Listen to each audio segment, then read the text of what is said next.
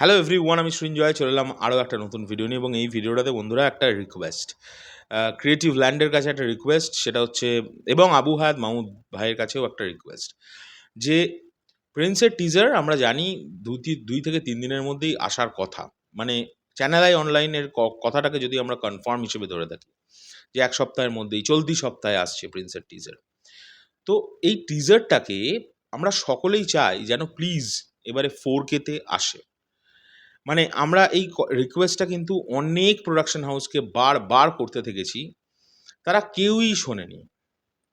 তো আশা করব creative land হয়তো শুনবে, যেন অবশ্যইভাবে 4K তে এই টিজারটাকে রেন্ডার করা হয়, এবং যেন অবশ্যই অথেন্টিক সাবটাইটেল যেন ইউজ করা হয়।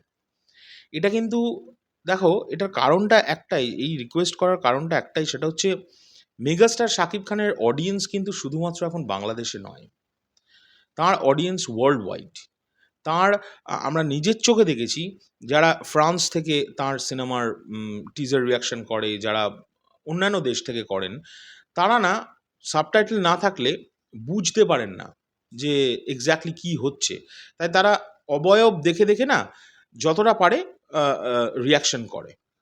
কিন্তু তারা যদি সাবটাইটেলটা দেখতে পায়, এক্স্যাক্টলি তারা কিন্তু মানেটা বুঝতে পারবে যে কী ঘটছে বস।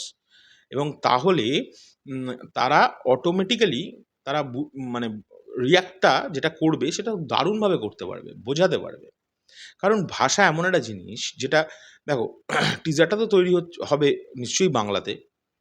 তো বাংলা ভাষাকে ফ্রান্সের মতো জায়গায় বা ওরকম কোনো দেশে, বহিরাগত দেশে, তারা হট করে নাই বুঝতে পারে। যেমন আমাদের ইন্ডিয়ার অনেক সাউথ ইন্ডিয়ান ক্রিয়েটার আছে, ইউটিউব ক্রিয়েটার, যারা মেগাস্টারে কিন্তু ভিডিও এলে রিয়াকশন করে। তারা কিন্তু ওখানে বারবার করে, আগের ভিডিওগুলোতেও আমরা দেখেছি, আগের রিয়াকশনগুলোতেও তারা বারবার করে রিকোয়েস্ট করে যে প্লিজ সাবটাইটেল দিন, আমরা কিছু বুঝতে পারছি না। সো এই জিনিসটা যদি একটু মাথায় রাখা যায়, আমার মনে হয় খুব ভালো হবে। তোমরা নিজেরা আমাদের কমেন্ট করে জানাও না, সাকিবিয়ান ভাই বোনেরা, যে আমরা এই যে রিকোয়েস্টটা করছি এটা কি যুক্তিযুক্ত? কারণ অনেক ভাই বোনেরাও কিন্তু আমাদেরকে রিকোয়েস্ট করছে যে দাদা এটা নিয়ে অবশ্যই একটা ভিডিও বানাও, এবং এবারে কিন্তু যেন এটা হয়ই হয়। এটা কোনোভাবেও যেন এবারে না মিস হয়। আমরাও চাই না যে এটা এটা এটা মানে না হোক, এটা আমরা চাই না। এটা যেন হয়। কারণ এটা এটা হলেই আমাদের ব্যাপ্তিটা, যেটা বাংলা ছবির যে ব্যাপ্তি, এটা তো মেগাস্টারের হাত ধরেই ওয়ার্ল্ড ওয়াইড মানে বীভৎসভাবে হয়, এটা নিয়ে কোনো ডাউট নেই। তার cinema world wide official release করে, এরকম না যে কোনো জায়গায় রিকোয়েস্ট করে 4টে হল নিয়ে রিলিজ করতে হয়, তারটা অফিসিয়ালি রিলিজ করে। তো সেরকম একজন মানুষ যার সিনেমা বিদেশে রিলিজ করে অফিসিয়ালি, তাই আমার মনে হয় এই ব্যাপারটা নিয়ে একটুখানি এবারে খেয়াল রাখাটা উচিত। আর আরও ভালো হয় সেটা আমি বলবো, এটা ভাবছি, কিন্তু জানি না কি রিয়্যাক্ট করবে সকলে। সিনেমাটাকে চেষ্টা করা হোক না যে বহির্বিশ্বে যখন রিলিজ করবে, বহির্বিশ্বে যেন ইংরেজিতেই রিলিজ করে।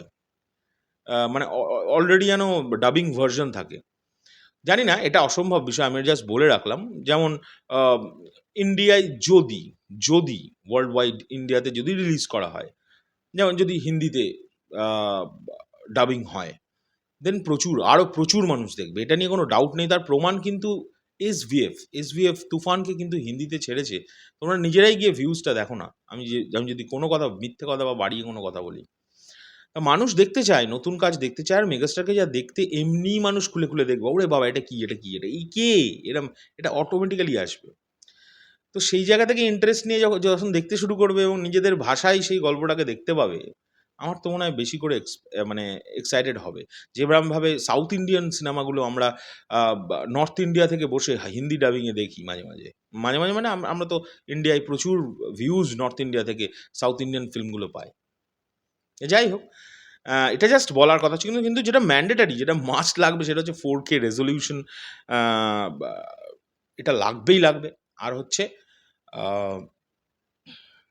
সাবটাইটেল। তোমাদের এটা নিয়ে কী বক্তব্য অবশ্যই কমেন্ট করে জানাবে। এখনকার জন্য চললাম, পরবর্তী ভিডিও নিয়ে খুব শিগগিরই দেখা হচ্ছে। টাটা।